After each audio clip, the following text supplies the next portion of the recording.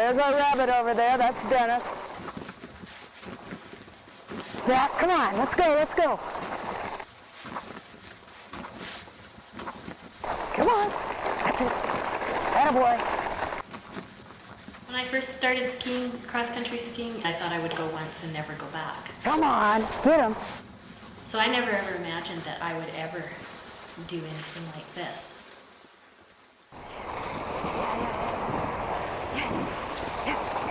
Yep, come on. That's it. Beating them. Yahoo! How I ended up skiing beginning skiing was the downhill part. I love speed. I knew that Zach would like doing that with me, so we invented a whole new sport that a mountain would allow us to do. And they don't allow any other dogs to go out on the trail except him. I was into downhill skiing with a friend, Randy. He decided he was going to build a cross-country ski, and he wanted some of us that were in the downhill program to come and try it out, so we did. Thought he was nuts because it's a lot more work than just pointing your ski down the hill, but we got out and we really enjoyed it. See the snow spray coming up. A couple of years ago, the national team coach came out and he was going to give us a few pointers on skiing, and then he started talking about, if anybody was interested in competing. And I thought that sounded really good because there was, free travel, and and so I went for it. He'll straighten up when we go up the hill.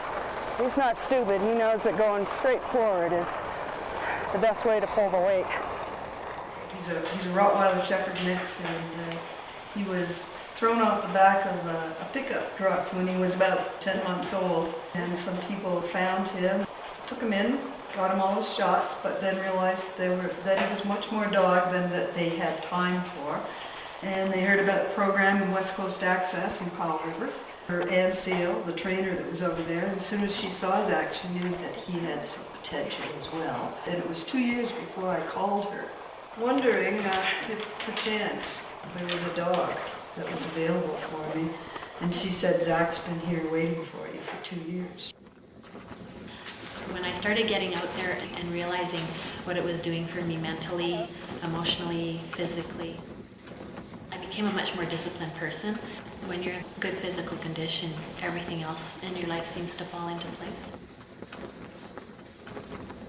My goals now are to, it'll take me a couple of years probably before I make the national team.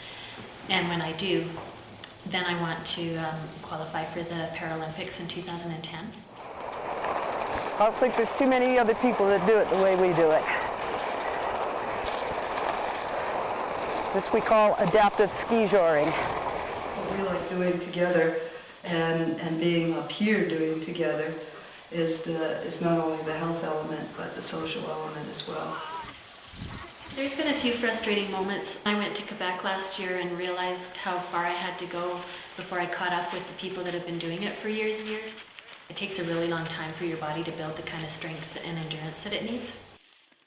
What I'm doing is breaking the ski. The harder I bounce, see, the more it moves. If I don't bounce and move up and down, I am in a little free slide and I have no edge on these skis. So I must bounce and stay moving all the time, otherwise I have a tendency to go all over the place and slow down. And he turns around and says, why aren't you working? It's just up to me. I probably wouldn't come up at all. But it isn't. It's up to him. And he motivates me to get up and get going in everything that I do during the day.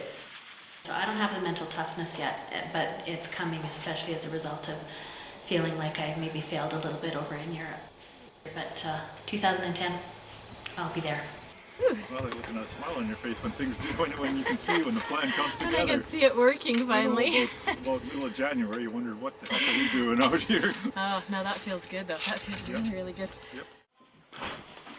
Oh, sure. Catch me being graceful. Well, it took me a year to learn how to do that. Yeah. The skiing came like that. I was able-bodied before, yeah. I had my injury, falling accident at Alberta Wildlife Park when I was 28 years old. But I don't see myself as a disabled person per se. I just see as a person that has to adapt to certain conditions, and that might take a little bit more time, maybe a little bit different equipment, but we'll try it. Well, I broke my back when I was 24 in a car accident. I've been paralyzed ever since, so that was actually 20 years ago this year. I have a really strong faith in God, and I really believe that what I'm doing right now, I'm doing because this is where I'm supposed to be and this is what God wants me to do, and so He may have another purpose for it. I'm sure that it's not just so that I can go out there and win gold medals. It hopefully is so that it will inspire other people too, and if that happens, great, but it's not in my hands.